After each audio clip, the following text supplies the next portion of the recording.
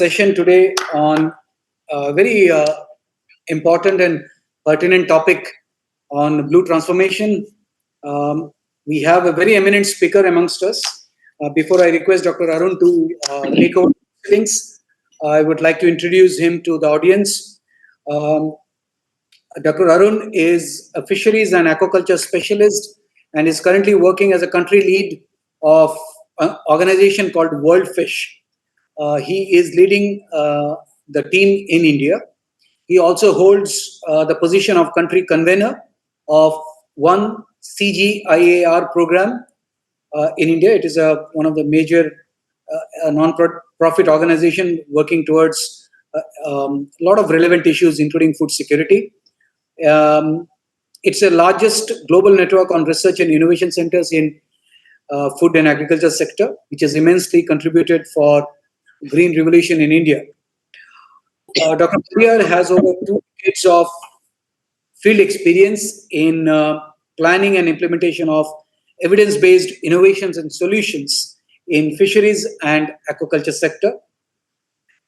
In his capacity as international aquaculture expert under various organizations such as Network of Aquaculture Centers in Asia Pacific, um, in Thailand, FAO of the United Nations, World Bank Group, and World Fish. He has supported various governments in India and abroad in framing the aquaculture policies and programs and assisted them in implementation on a large scale basis. He has practiced aquaculture in his own fish farm and hatchery in Karnataka and Andhra Pradesh for over 6 years. And this reflects how efficiently a man with a field experience can take over on the policies and how effectively he can implement. I'm sure whatever he has put in practice are all from his own experiences over the years.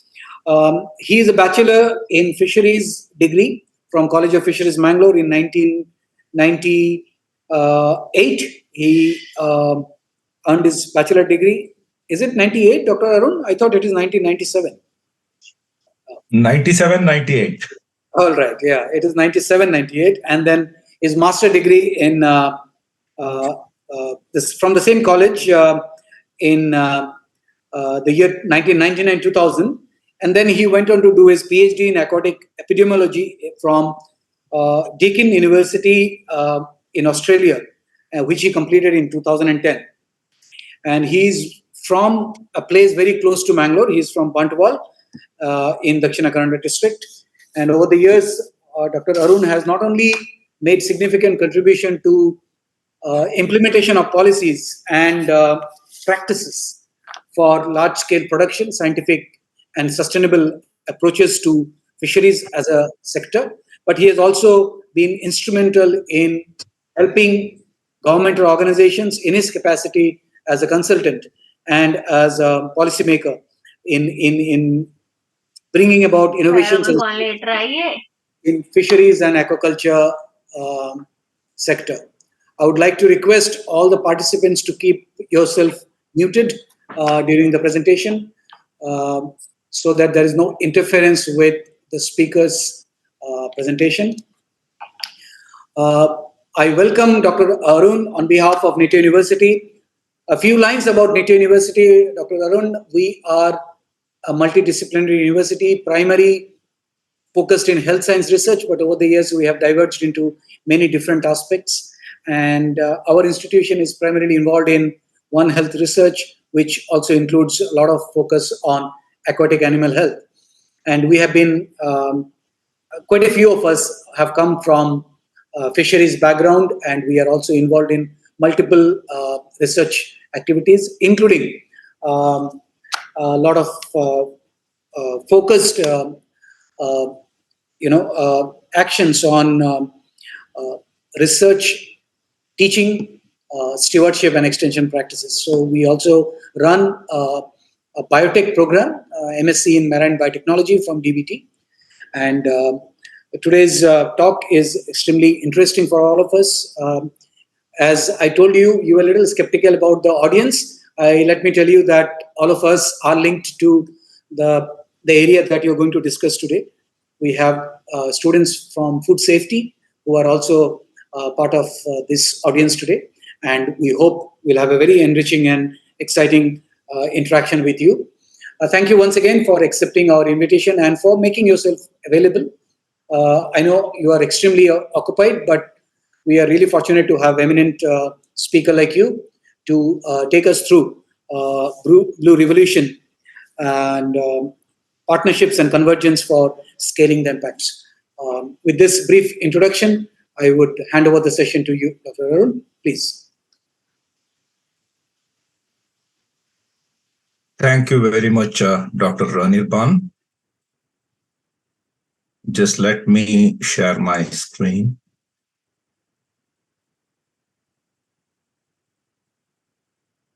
Can you see this? Yes, Dr. Arun, your screen is visible. Yes. Yeah, okay. Thank you. Thank you so much. Just let me.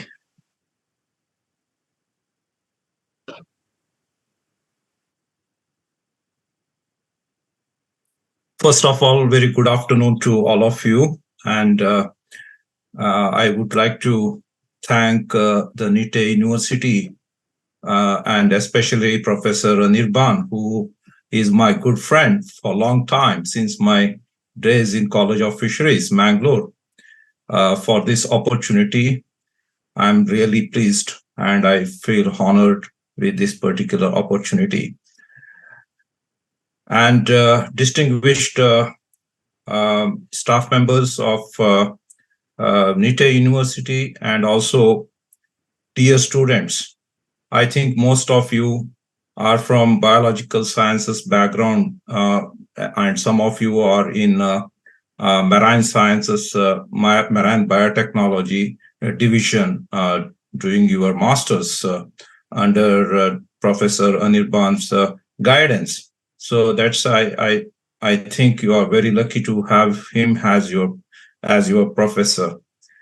So coming back to blue transformation, and here I'm covering how the research play an important role in development at a massive scale, at global scale, regional scale, country level, and at the grassroots level, at the villages, how the research can play important role. Of course, it is playing an important role. But here, some of the examples how we can go forward further, strengthening and accelerating the transformation.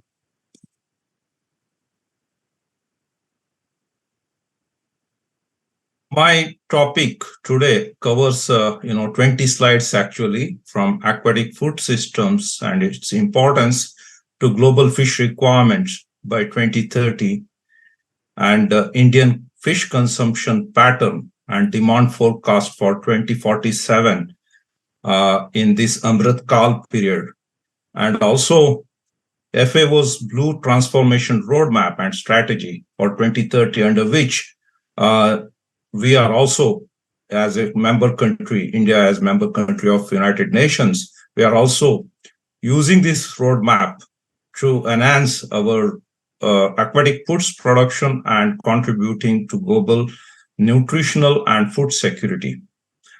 And then coming to how the government sees aquatic foods and how government uses the research outputs for the development, how the governance happens, what are the factors there, including policies, programs, and all this I'll cover, because whenever I studied in my college, I have seen more of technical point of view.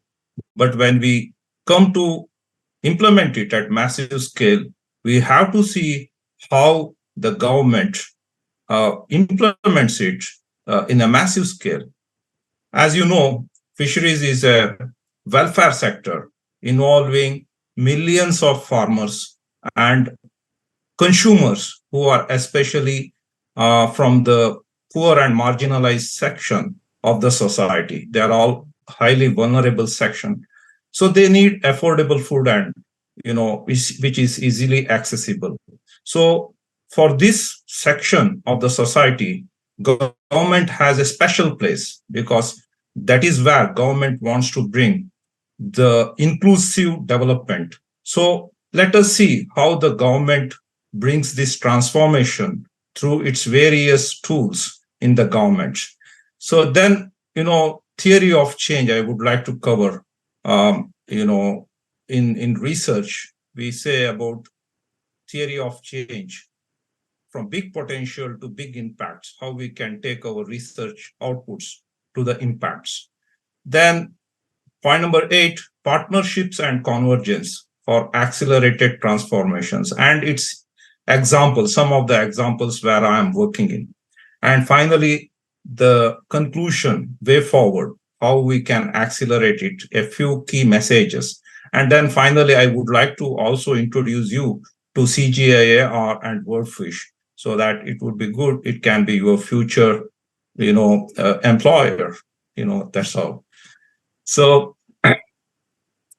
aquatic food systems, friends, worldwide over 3,000 species of animals, plants, and microorganisms are grown or harvested from water, be it marine, be it inland, rivers, lakes, ponds, and even small backyard tanks.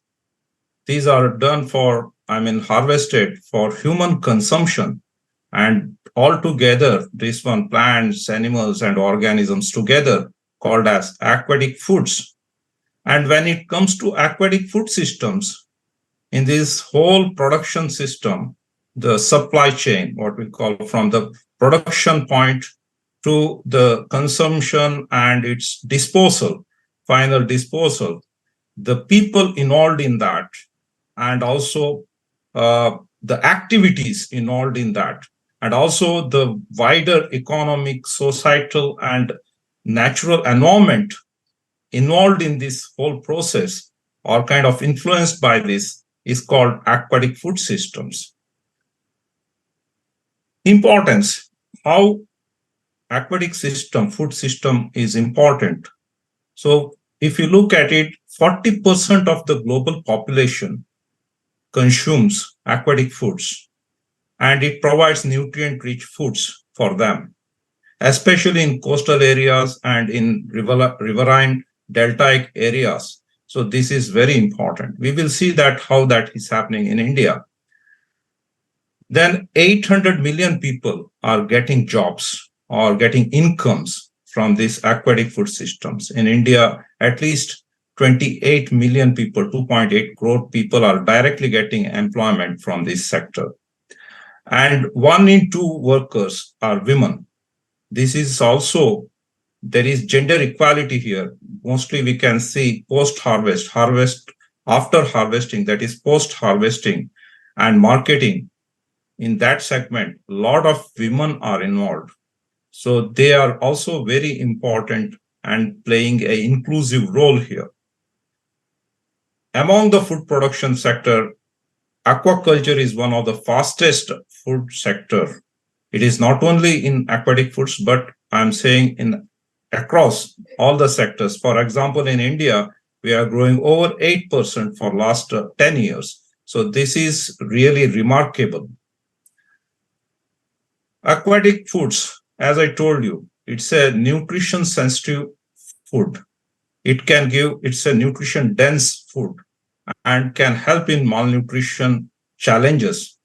And also it is a climate smart food, which can help us to reduce the global, carbon footprint.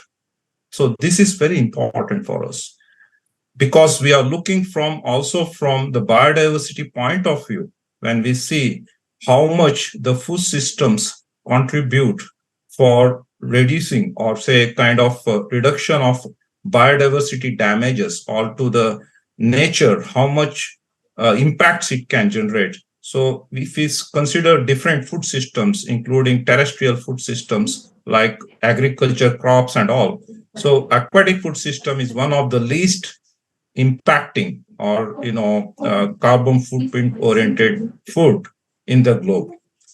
So last 30 years, if we see, the demand for aquatic foods has increased, has doubled, I can say. So it has doubled from, say, if we just see the aquatic animals from nearly 90 million tons in 20, so it's together. So it's 90 million tons in 1990s to 180 million, 182 million tons in 2021 as per FAO statistics. So it is not different in India. It is the same situation. It's quite more. Our production has increased in India also. So if you look, aquatic foods are not just related to the waters, but it is also interlinked with other food systems like agriculture food system we have in many places. For example, rice fish farming system. It's a very age old, be it in China, be it in eastern part of India, be it in Southeast Asia. We are seeing a lot of rice fields. A part of rice field is a pond, small pond. It's a multi-purpose ponds which are used for fish production. So these kind of things are there. And moreover, aquatic food systems have been identified as one of the 7 priority investment area in agriculture sector by the experts and scientific group in 2021 UN Food System Summit held in Rome. So this has high importance from the global development point of view.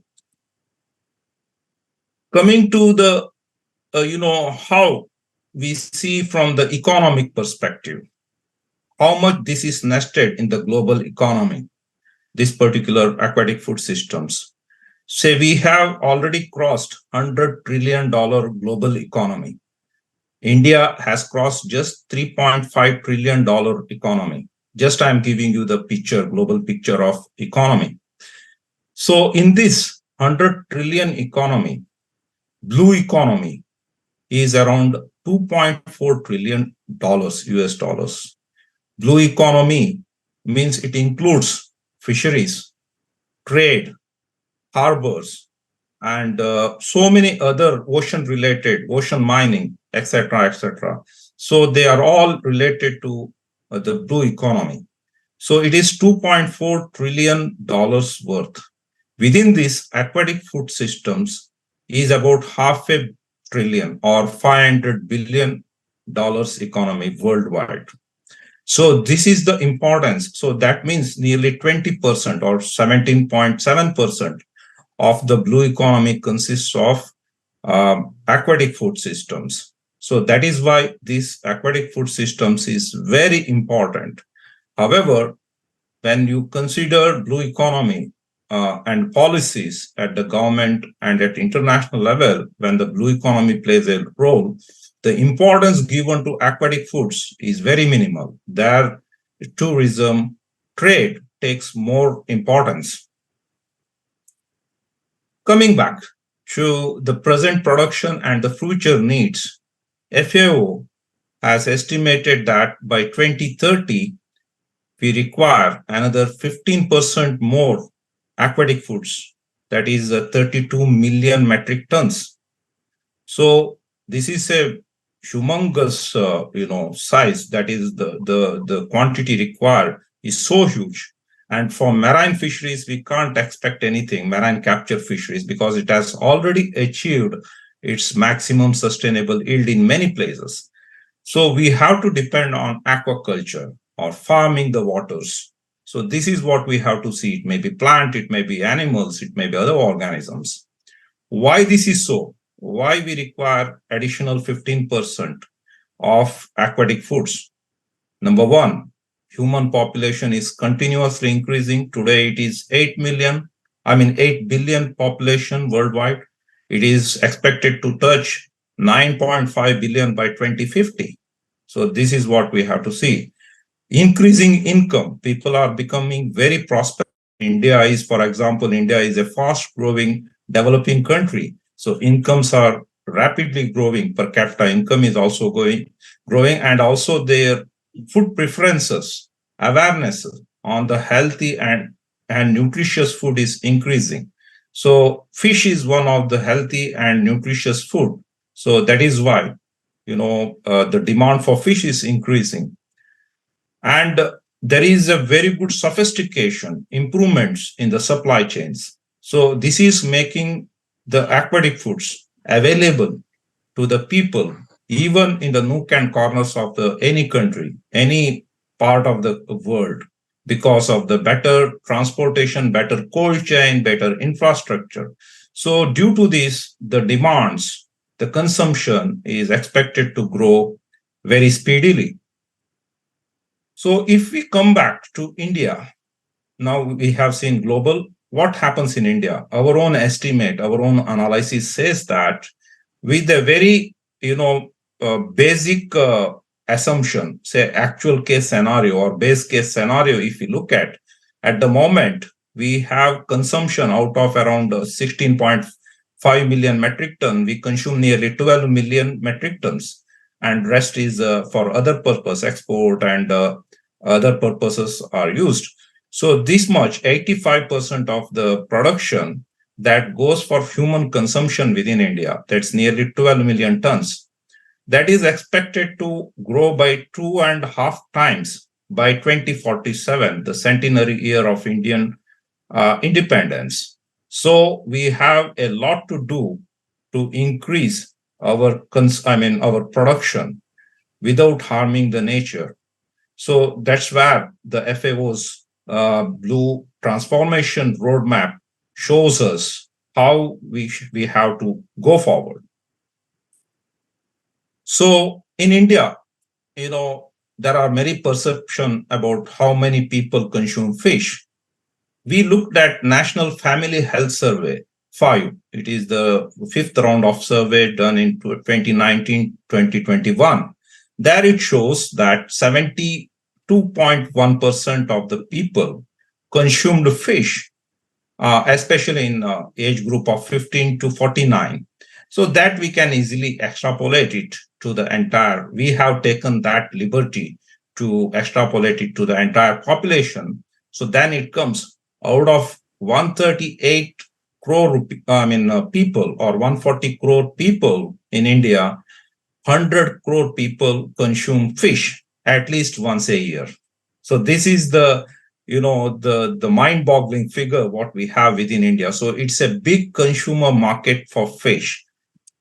So if we look at the proportion of fish consuming population within India, we see that has increased by 6.1 percentage point over last 15 years. I've told you, more and more people are getting influenced by nutritious and healthy foods, and people are getting getting to know about fish, and then therefore they are opting for fish.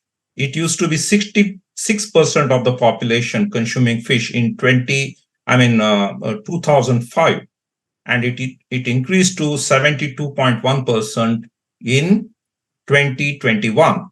So within 15-16 years, it has increased by 6.1 percentage points. So that is a big increase. So where the people consume fish more? If you look here, it is more blue color.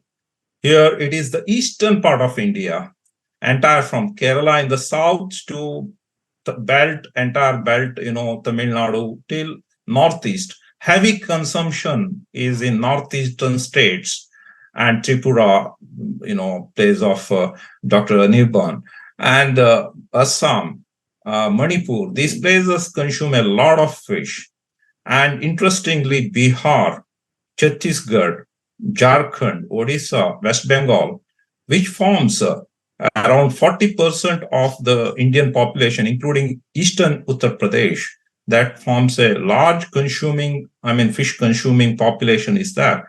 So imagine the days to come with more prosperity, more and more spending power in people in this area is putting pressure and increasing the demand for fish. That is for definite. So how we prepare ourselves to transform this sector to be very sustainable sector is a kind of a challenge. So if we look at blue transformation roadmap of FAO, what it says, what it aims at, it aims at efficient aquatic food system in which is very efficient in resource utilization and very which makes the food very affordable. It is very economic. So infusion of technology is very important to bring the efficiency. More crop per drop is the mantra here by our Honorable Prime Minister. Every time he says that. So we have to work towards increasing the productivity by various means, systems transformation in technology, bringing in technology infusion. Then next one is aquatic system be more sustainable and eco-friendly. That means without harming the nature, biodiversity. So this is all things which we need to work out. And then it should be resilient to the shocks from climate change and natural disasters. Today we see a lot of cyclones. Big tsunami has come and gone, but small tsunamis are here and there in the Pacific island countries and other places in Southeast Asia. In India, especially, we see a lot of cyclones, flash floods, and other natural disasters are there, uh, which is directly linked to the climate change. For example, longer dry spells, intense heat waves, then cold waves, especially in northern India, we can see that. So untimely raining and heavy rains, downpouring. So it is happening. So we are seeing all these big shocks. So how we can make aquatic food systems more resilient to these shocks is very important. Then next one is inclusive growth, inclusivity. It may be gender equity, it may be social diversity, including all the people so that in the developmental journey, no one is left behind. So we need to take all the people together in this bigger cause to achieve the SDGs, which is your key theme of the series of Nitte University's, these guest lectures. So this is a focus, though it is focused on SDG 14, which is saying about life below water. But very important point here is that when we say aquatic food systems, we have to see, though it is life below water, what we are doing, we are reaching is that impact areas of SDG 1, no poverty, SDG 2, no hunger and malnutrition, SDG 4, that is focused on gender equity, and SDG 10 for all, equity for all, equality for all. These are the things which we shouldn't forget. It is always, we have to work together. So for transformation, large-scale adoption of the evidence-based technologies and systems is very essential, as I have already told you. But what is important here is that large-scale adoption, not just one or two places they adopt. So how we make this happen is very important. So if we look at FAO's, I'm quoting now and then here FAO because it is the global agenda setter for all the country governments and many private sector, large-scale corporations and all follow this SDG goals under the United Nations. So it is a kind of a way forward for everyone. It shows the light for everyone to go forward. It's the torch bearer. So what is the blue transformation? It says it is a targeted efforts by agencies. That means here international agencies, various international agencies, including FAO, World Fish, CJR groups, so many other organizations are there. They are the agencies. Countries, various countries, 194 member countries are there, and some of the non-member countries are also there. Then communities at the grassroots. It may be farmers, it may be the consumers, it may be so many people involved in the entire value chain, entire supply chain. This is important. Using the tools knowledges, and practices. So efforts with the by using the tools, knowledge, and practices to secure and sustainably maximize the aquatic food production for better nutrition, better environment, better life. These are the SDG goals. So this is in simplified way I try to bring in. So when it comes to governance in our country, for last few years, over the years, what I'm hearing from our honorable prime minister and other top leaders in the country is that transform, reform, perform, transform. These are the three key words that is used for developmental goals. This is the development mantra. So reforms in the legislation, law, and acts. For example, Coastal Aquaculture Authority Act has been reformed. We have seen what kind of reform government was trying to bring in by three farm laws, which was abandoned later on in 2021. So we have seen such intent in the government to bring a massive scale changes in legislation. Then we require to bring these legislations are kind of affirmative actions which have you know very important role to play in the country's development, because they have kind of laws, if anybody doesn't abide, there is clauses for punishment. So for example, Manrega scheme, Mahatma Gandhi Rural Employment Guarantee Scheme is there. That is under Mahatma Gandhi Rural Employment Guarantee Act, which is a legislation. Similarly, we have Coastal Aquaculture Authority Act, which says many things about coastal aquaculture, how we can perform, what kind of licensing system has to be there. Then coming to the policies. Policy is also important. It is the government intent. It doesn't have that much of legislative purview, but it can change. Policy can change now and then. It is decided at the ministerial level. It is the cabinet level. So these policies are brought in to bring the changes in the evolving situations. For example, one best example could be, see, for example, banning the rice exports or wheat exports. Last year, we banned rice export and wheat exports, even though the global situation was very, very kind of fragile. As India, we have chosen not to export it. Today, we have banned also the onion, for example. So these are the policies. This can be removed at any time.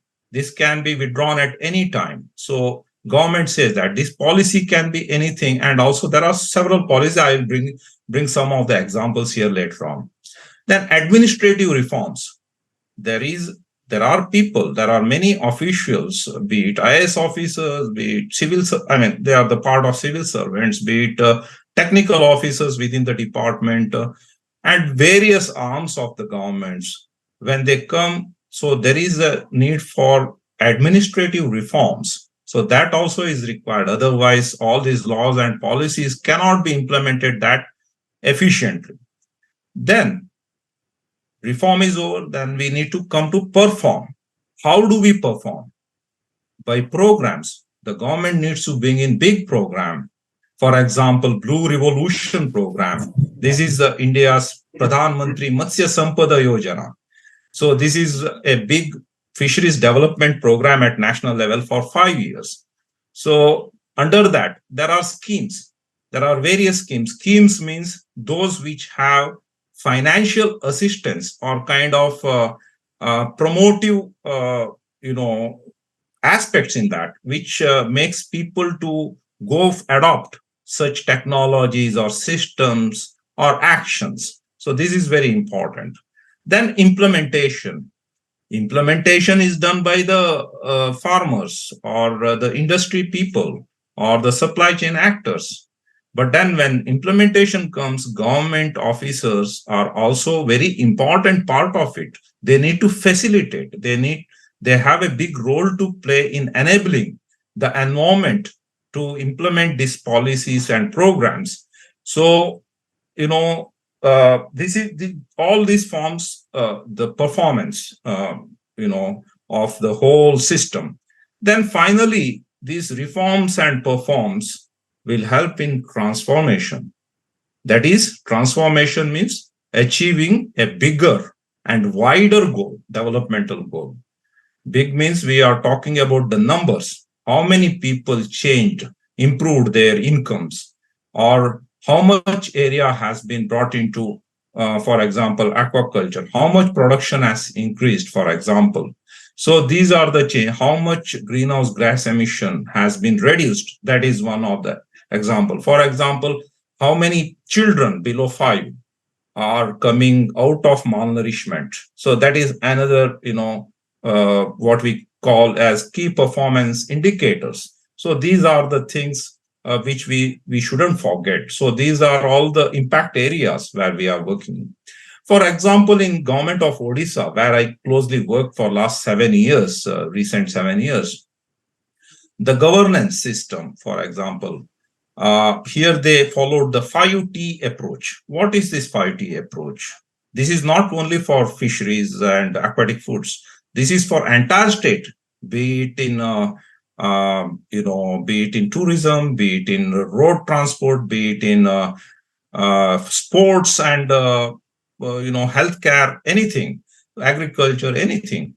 So this is transformation through adoption of technology and teamwork, trans by most 100% transparency and time boundness in implementation. So transformation through technology, teamwork, transparency, and time boundness. See how beautiful is this concept. So technology is important, which comes out of this knowledge hubs, universities, research institutes. They are the knowledge hubs where we get the new innovations or new research outputs. But that is not enough.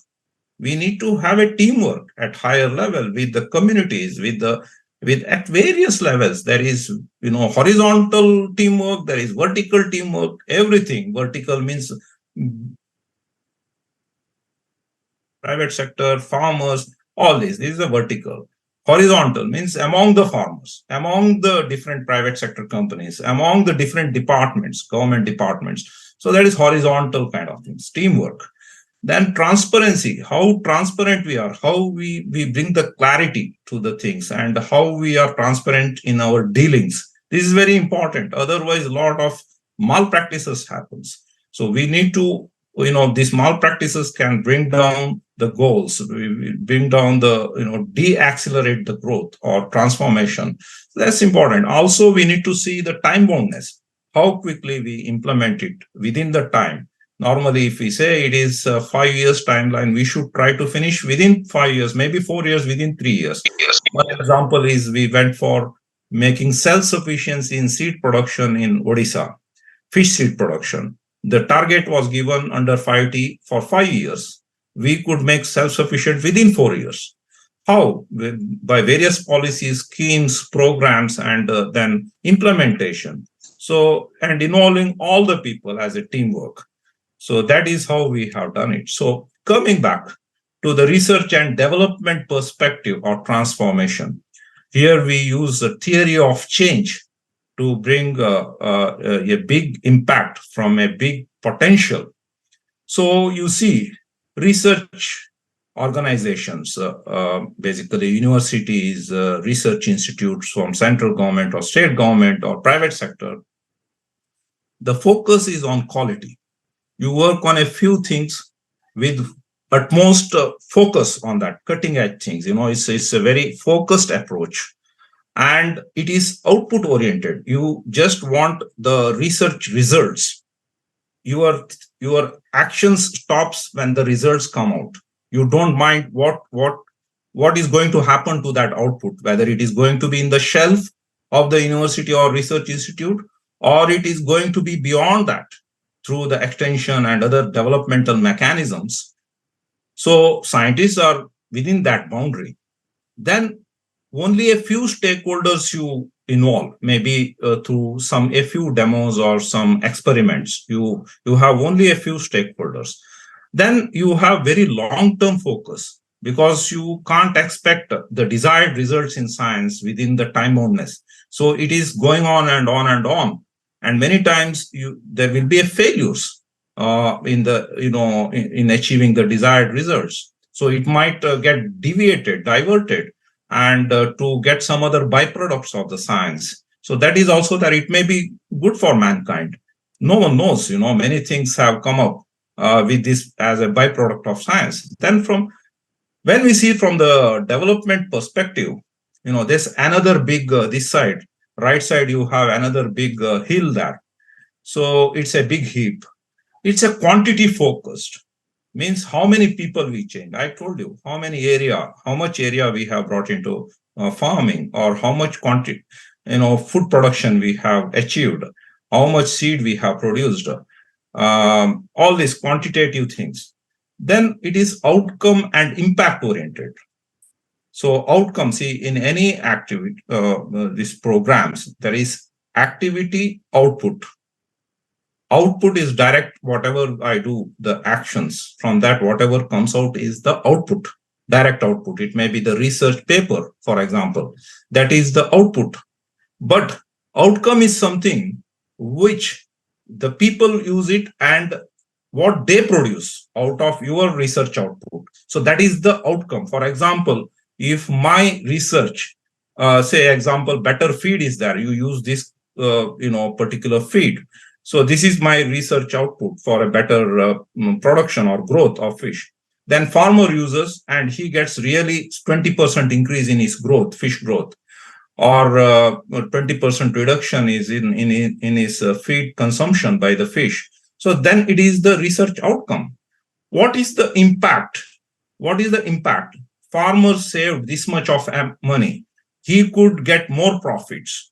Because of that more profit, he could construct bigger house. He could get motorbike. He could get a television. He could send his child to a better school. He could, take care of his health in a better healthcare center. So these are the impacts. So that is a developmental impact. And in this, many stakeholders are there in the impact areas. And it is very short-term focus. Whenever I work with government, they say you do whatever is there maximum 3 years. Sometimes it is 1 year, 6 months. So these kind of things, hot things are there. So we need to be ready with that kind of mindset. We have to cater to the political needs of the government. So there are so many priorities in the governance system. So we need to ultimately, the politician should please his constituents, his voters. So how we please us by through all these programs and schemes, we may be seeing from SDG perspective, but politicians is from a different perspective in a democracy like India. So I told you research and development, but there is a big gap now. So there is need to strengthen, there is need to build a very good, very strong bridge between research and development with a very good communication superhighway, I say that, for seamless integration of research and development. Universities, research institutes have to be integrated with the government programs. It should be two-way communication. It cannot be one-way communication, one-way pathway, so it should be two ways. So development people should come back to universities, university people should go to the developmental people in the government or private sector. So that should be the spirit of the whole transformation process. Coming to the core of this talk, that is, we need partnerships and convergences for accelerated transformation. So see, transformation, what happens? We need to utilize the strengths and resources of each people or each entity involved in the whole supply chain or whole sector. For example, sectoral growth, sectoral transformation, fisheries sectoral transformation, if we talk about.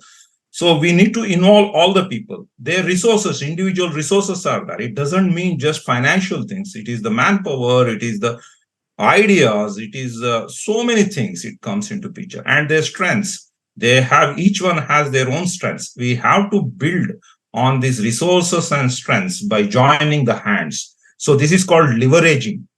And there is unlocking the gain potential. Each one has their potential, huge potential. How we unlock it, open it, that is also important. If our things are only in our treasury, it is of no use to the people, public. So we need to open it. So partnerships among people, communities, institutes, universities, agencies, means private and public, PSUs, and also then government, means the departments, all this, under the directly under the government. So they should work in a coherent manner. A concerted effort has to be done. So this is very important. Plus convergence within the department, within the government. There are so many departments. Wherein fishery is there is women and child development is there is the school department, health department, different departments are there. So how we bring a concerted efforts there, convergences of the programs and policies there is very important for us for bring a big transformation. In Odisha, we worked with 8 line departments. It is though we are from fisheries sector, core to our heart, but we worked with 8 departments, including agriculture department, Panchayati Raj department, water resources department, women and child development department, women empowerment department, small and medium scale enterprises department. Then we have worked with the infrastructure departments, industries departments, etc. So 8 departments we have worked. For example, one thing is that policy change was that long-term leasing of the Gram Panchayat tanks. These are all village tanks to the women self-help groups for fish farming. So this was brought in 2018, that policy. It was given to these, there are about 64,000 such tanks dug under various government schemes, but underutilized or unutilized for fish production. So Odisha being a highly fish consuming state, so we could see a lot of interest among women and local people to grow fish with the government support. Today, more than 2.5 lakh women are involved in this mega program. It became a flagship program of government of Odisha. Then reservoir cage culture, private investments. So we need to make it, a preservoir is a public property resource, a common property resource. How you bring a policy change so that private investment is made without harming the local interests of the multi-stakeholders. How you make that happen? So this policy says how we can do it very successfully. Today, more than 250 private entrepreneurs have come in one reservoir called Hirakud Reservoir. You can see the cages here, mega cages, nowhere seen earlier in India. So such cages, 100 tons of fish per cages, such technologies the farmers are bringing. They have the entrepreneurs are going out of country and finding their own way forward to bring in the technology and infuse them. So this is the most important development. And more interestingly, another important thing is that fish being a nutrition dense food, non-vegetarian food, it is well accepted, culturally well accepted in Odisha. 95% of the people consume fish here. So government has included fish-based nutrition in the state nutrition policy. In some places, they have included, some states, they have included egg. There is resistance in some places, but when it comes to Odisha, there was no resistance at all. So people have the parents, school, teachers, and all the ASHA workers, Anganwadi workers, health care centers, child development officers at district level, and everybody involved in this program. And policy state plan program has been brought in, and now we are working on production of large quantities of dried fish, hygienically dried fish production through solar drying in the coastal districts of the state. 7 coastal districts are there, involving 10,000 women SAGs members. So this is a big program now, it is going on. So if all works well, then the government plans to infuse the fish-based nutrition in 124 most backward blocks, that is talukas of the state, with the fish-based nutrition in Anganwadi centers, Kasturba Balika Vidyalayas, and lower primary schools. And looking at this, government of Assam has also started doing the pilot, and already in Kamrup district, a big way it is around 200 schools have adopted this now under the state government program with the Indian Oil Corporation support. And also we brought in ICAR, Central Institute of Fishery Technology, and MS Swaminathan Research Foundation in this. They are our partners. So many people are there, so many organizations are there to bring in. So to conclude, the way forward for accelerating the transformation, partnerships and convergence are very essential, I can say. They are the most important ingredients in achieving large scale changes or transformation at state, national, global level. And they leverage the resources and unlock the gain potential of each and every partner. So this is the beauty of this partnership and convergence. For this to happen, we need long-term vision, open-minded approach, and patient approach. Patience is important. So we talk to many type of people. Some are very angry, some are very mild, some are very lazy, some are very super active. So how we bring all the people, each one is seeing in different direction. How you bring them together with single-minded approach. So this is very important, and it can bring, if we succeed in this, it can bring a long-term sustained dividends for the developments of the state. And finally, there needs to be very strong bridging between universities and research institute and government development departments to make evidence-based policies and programs within the government. Without this, the policies and programs will not be very successful in many cases. We need very good data-based approaches, very good analysis. Universities and research organizations, institutes have to give that backup to the government. And also, there should be skill sets, and proactiveness is very much required at the both ends, from the government side, universities, and research institutes. Most of the times I have seen, there is no, what we say, compatibility. Government officers say something, then university professors and research institute scientists say something else. They don't talk to each other. So this gap itself is a big thing today, I see. So that needs to be narrowed down, and a coherent activities has to be brought in for the betterment of the country.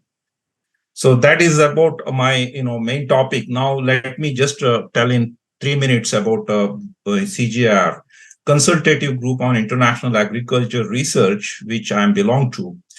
It is a consortium of international research organizations in food and agriculture sector. There are 14 R&D centers spread over 5 continents. You can see here, International Rice Research Institute based in Philippines. 2, we have International Wheat and Maize Research Institute in Mexico. We have Potato Research Center in Peru, and we have International Food Policy Research Center in Washington, United States. And in Africa, a few centers are there. So what I wanted to say is that we are working together as one CGIAR program now. In India, we have several initiatives, 16 initiatives are there today in various aspects, ultimately trying to target the UN SDGs. So ultimate goal is to contribute to accelerate in achieving the UN developmental goals. Fortunately, this decade is UN Decade of Action. So where it means, the United Nations is mandated to achieve several of the SDG goals by 2030. So there is no time left. Within this, we have seen COVID, we have seen conflicts in Ukraine, we have seen conflict in Gaza and Israel, we have seen so many natural disasters and so on and so forth. So we need to be, now we need to move forward with all these constraints. So in India, we are there for last 50 years as a partner to the government and private sector. We have been the major partner for green revolution in India in 60s and 70s. So World Fish, if you see, we are working in 27 countries. India is one among them, basically in Africa, Asia, and in the Pacific Islands. So where fisheries is major, food, food sector. So we are working here. And in India, we have our office in New Delhi within the ICAR, Indian Council of Agriculture Research. They are our major partners in India. So we are working with them. Thank you so much for your patent patience. Thank you. Dr. Niban. Thank you so much, Dr. Arun. It was really impressive overview about the blue revolution that you touched upon. I think you combined management, lessons along with the core area that you deal with. Really very impressive, and we are thoroughly enriched at the knowledge that we have gained from your presentation. Not to forget your way of presenting it with your deep baritone voice. I think it made even more interesting for all of us, those who have patiently been a part of the topic. Yeah. Personally, Thank you. personally for me, I always thought that my state comes on top only when we talk about geographical area. We are the second most smallest state in the country, but today I feel proud that Tripura is number one in fish eating population in the country. So thanks for showing that data. I will take it up as a compliment, and I'm a avid fish eater, so it augurs well for me and for the state. Dr. Arun, we do have a few questions for you. I have quite a few of them. So before I ask, I invite the audience to kindly share their questions with Dr. Arun if they have anything particular to ask, or either directly by unmuting your mic or through putting it on a chat box. Before I take up the questions from my side. We have quite a few people from the food sector, the people from Marine Biotech, the students are also there. I hope everyone found it quite easy because the presentation was quite simple and effective. So do you have any particular question for Dr. Arun? Any of my faculty members, you have anything to ask Dr. Arun directly? Okay, maybe they are framing their questions. Okay, meanwhile, Dr. Arun, I have a couple of questions for you. When you showed the data about the growth in use of aquatic products, particularly fish, and you compared it with egg, chicken, and other forms of meat, the data says fish saw a jump of about 6.1, approximately 6% jump in the last 15 years, whereas egg is about 7.5%. 7.5%, yeah. 5%. So, is it because of lack of awareness about the fish as a better source of protein and healthier source of protein, or is it because of certain inhibitions, cultural inhibitions, or maybe the difficulty in processing a fish and eating it compared to egg? Because anybody can boil an egg, but not many people will be able to eat a fish with all the spines intact. So how do you look at this, and where do you think organization like yours could bring in more awareness about fish as a product? Because even if you look at these fast food joints, I think a lot of these ready to eat products, mainly they are either on chicken based or egg based product. We don't see much on fish based. In fact, if you go to any of these multinational chain of restaurants or these fast food joints, they have probably only one or two items on fish, but they will have plenty on chicken and other stuff. So how do you look at that? Is there a lack of awareness over there, or is it a perception problem? Well, no, thank you for that question. It's a very interesting question. Actually, what happened, we have prepared, I have shown only a few uh, data from our bigger data analysis on fish consumption patterns. I just Mhm. wanted to touch upon how many people consume. Nothing, how the pattern among, see, we have patterns, how women consume, gender based, then urban population with rural population, wealth, higher wealth people, how do they consume, age based things, age based consumption, everything is there. So this is based on the NFHS 4 data.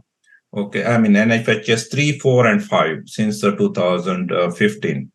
So you have seen, yes, you are correct. You have seen 6.2% jump in the people consuming fish, and 7.5 percentage points. I can say not percentage per se in the egg consumption. First of all, what we should understand is that egg is a very organized sector, and it has NECC, National Egg Coordination Committee, and corporate sectors like Sugunas or Venky's, Venkateshwara hatcheries, and IB, Indian broiler groups. They are having a bigger say, and they have a big push, a private sector push for promoting the eggs. Whereas we can see in fisheries, it's aquatic foods. Here in India, aquatic foods means most of it is fish, not aquatic plants. So here it's highly unorganized sector. Hardly you have anybody promoting any fishery product and raising the awareness. Okay, it's not there. So public promotion is not there. Sunday or Monday, rose cow one day is a age old thing. 20, 30 years, 3 decades back, it was brought in, and the sector reaped the dividend. So if you see poultry sector growth, 12 to 13% annual growth is there. It is again, it is brought by push from the private sector. Whereas in our fisheries sector, there is no private intervention. It's a very minimal. It's government sector. But the day has come, the time has come to for the private sector people to promote fish within the domestic markets. But for that to happen, what people expect is that availability and accessibility in their preferences. See, for example, they don't want to go to a very shabby, unhygienic markets. Markets are very fishy markets today. It is very filthy and smelly markets, which nobody wants to go there. There is no dignified shopping experience in the market side, purchasing side. So many people avoid that. So whereas eggs, you can go anywhere in the corner shop, you can get it. It's very easy to store, transport, and at any time, egg is there. It's like milk today. So anytime it is there, and you don't require cold chain for that. So here in fish, you require cold chain to preserve the perishable good, highly perishable good. So that is another thing. That's where it comes food safety and other issues, where we need to focus on shelf life and all. So we are not that so far. We are only good at export oriented sector, wherein cold chain is very superbly maintained with the EU standards or US FDA standards, and following Codex Alimentarius from UN. So all these are followed very meticulously, because there is a the requirement, stringent requirement from the importing countries. Whereas within India, there is no stringent requirement other than FSSAI certification, Food Safety Standards Authority of India. So how you do that? Nobody goes and checks that. So only the consumers have to bring in. So what I see is that in the days to come, I would like to bring one thing to the picture here, that looking at the consumption of the processed fish, it is growing at about 13%. It is a frozen, it's a CAGR, compounded annual growth rate of 13%, whereas the just overall consumption is going at around 4.5% in India. So production is going at around the rate of around say 6.5% over 15 years I'm talking about. Whereas the imported frozen food and processed means food, the ready to cook items, it is increasing at 13% in CAGR. So that shows, that indicates that people want today very easy to cook, no more processing in the houses. So they want ready to cook products. So that's the thing. Yeah, we will go forward in that direction. National Fishery Development Board is there to do that, and private sector is also interested. Right, right. Just yesterday we had the CEO of NFDB addressing us, so he also touched upon this point. One of the questions was actually linked to this, whether we have something like an coordinated and organized campaign like the egg committee, National Egg Committee. I have another question for you from one of the participants. Um, so you talked about this theory of change, where you mentioned about how research and development should be integrated and how strong that bridge should be. Now, what is your perception after working with government agencies? How much of importance do they give to the private universities? Because, as you mentioned, there are central universities, there are state universities, and there are private universities. Um, because what we generally feel is that there are a lot of checks and balances that are required for private universities. Even to apply for a project, we need to have um, certain things like DSIR certificate. You need to be NAC accredited. You have to be in a certain number in the National Institute ranking framework. All these are like impediments for, or rather, maybe these are supposed to be checks to understand the quality of a university. But there are plenty of good work that is being done in private universities. How do you see, as an organization like yours, are you open to these private universities as open as you are to a government setup, or do you actually look for evidence of quality, and then you take them on board, or rather come on board? A very tricky question, actually.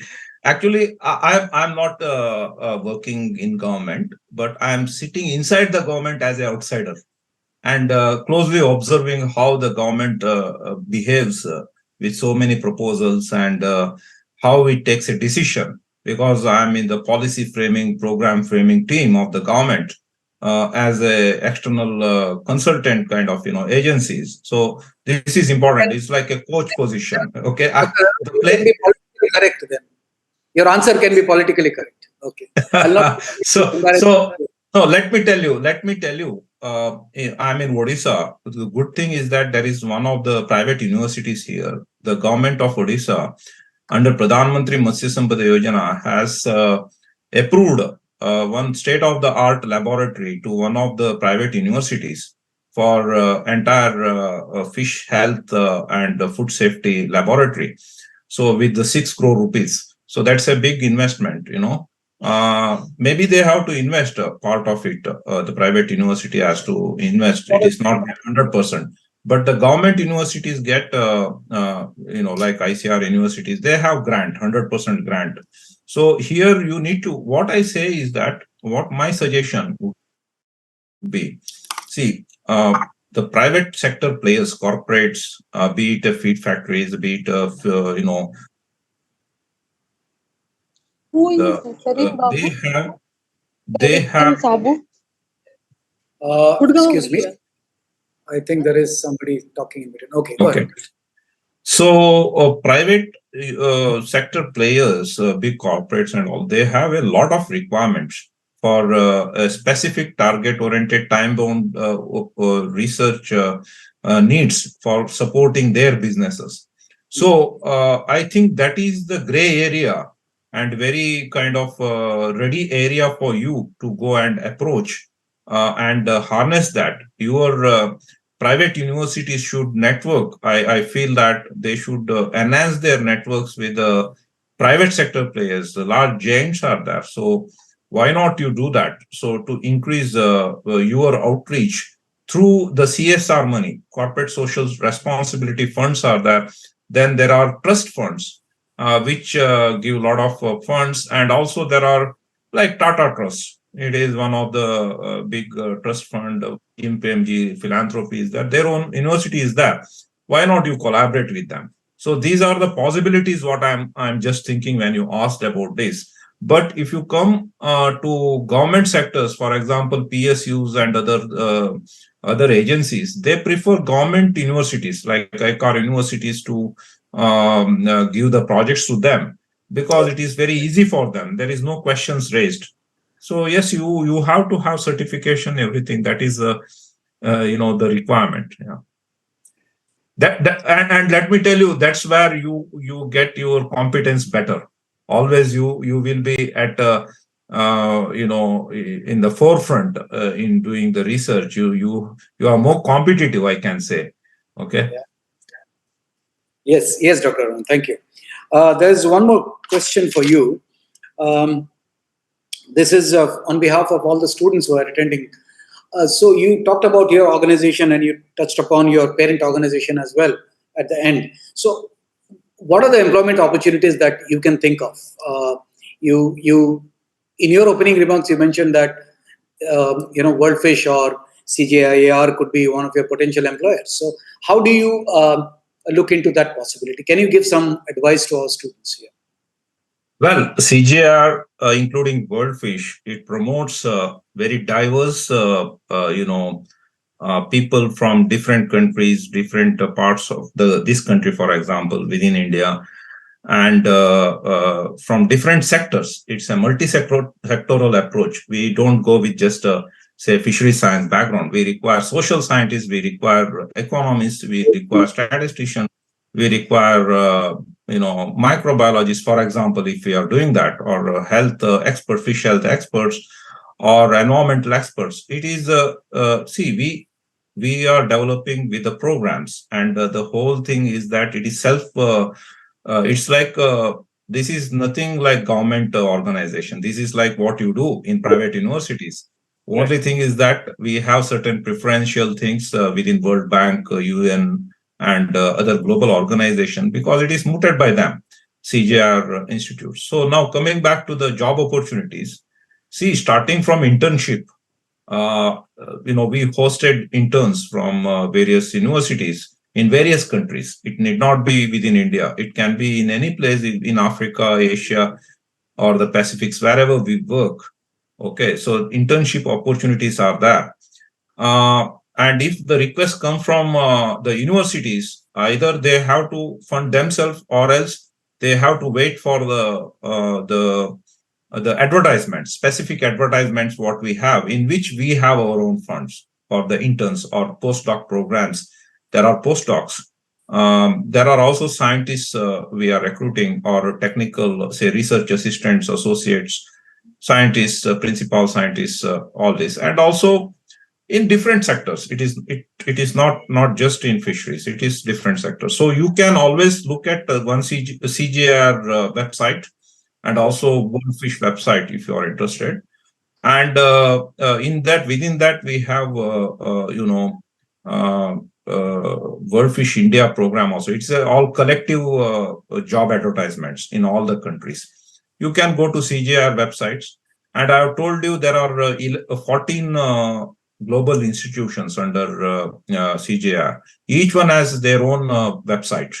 Okay, I have given you this. You can just look at CJR, which are the centers, www.cjr.org. So you can go to that. All the centers are there. You can go there, and job pages are there. So you just click there and find out if it is suitable to you, if you have minimum basic requirement, qualifications, experience, and if that job is, you fit into that particular requirement of that particular job. So definitely there is opportunity. They would call you for the interviews or the process. So it is highly non-discriminatory. They encourage all the people, especially women and from underrepresented countries. So this is that. Yeah, that point was very important. Highly non-discriminatory. That is a very important for us, because sometimes again we feel, and as you said, you prefer women. We have large number of girl students here in our institution. So I'm sure someone will probably take a look at this. Yeah, Dr. Anirban, I have in my team people from IIT, IIMs, I have from different fisheries colleges. I have from some open universities. They are there. From private universities, people are there. It is not that and from different subjects. Yeah. So if there are any such interested candidates, we may reach out to you again, and perhaps if there are some information available, if you can kindly share with us, it will also be nice. No, only thing for this one is that the concerned person, students or anybody who is interested, they should be regularly looking at all these websites. All the websites. Okay. So they themselves, they should be proactive and looking for that. I can't come and, No, of course, not that you have to tell us. Is there a basic requirement? I mean, in terms of the degree, any stream of life science is okay, or do they have to have any? Yeah. See, it depends what sort of job position is there. So it is like masters in science or kind of life sciences, agriculture sciences, fishery science, or zoology. Anything. It depends on what the job requires, basically. Okay, it's like that. It is not even political sciences sometimes. If we want to hire some to understand the politics, say political economy or something else, we hire from JNU. People are there from JNU or some other places, and we are working with Harvard and Stanford, and working with Johns Hopkins. So we are working with some health people. So there is nothing wrong in that. Okay, so we have to work with all the people. The diversity is very important. Right. Yes, very good. Right. I think these are the questions that we had for you. I think there are plenty, but of course we can't be taking all of that today. Thank you once again, Dr. Arun, for a very wonderful, overview about blue transformation and how your organization is actually making it possible for some states like Odisha. You took some examples out of those 8 initiatives. You showed us about 3 or 4 of them. It was really, really very nice and very enriching for us to know about these initiatives. And I'm sure there will be a lot more that we can talk on this. And maybe, impossible, if we, I'm already extending you an invitation the next time you're here. And if there is an opportunity for us to invite you officially, we'll be very happy to have you in person in Nitte and have you, in as a resource person or as someone who can tell us how we can go about and strengthening our areas of research and how we can connect with these private sector people in a better way. On that note, on behalf of everyone here, on behalf of Nitte University, a wholehearted thanks to you and the World Fish and your team for the wonderful work that you're doing. Keep making differences in people's lives, and I'm sure your team is a very dynamic one. All the very best with your initiatives that you have started, and we hope at some point of time we should be able to join hands with your organization. I'm on that hope. We'd like to conclude this session. Thank you very much once again, and thanks to all the audience who have been here. Thank you. Thank you very much. Yes, thanks a lot. So for the audience, we are concluding the session. Thanks for your participation and your proactive interaction. Thank you.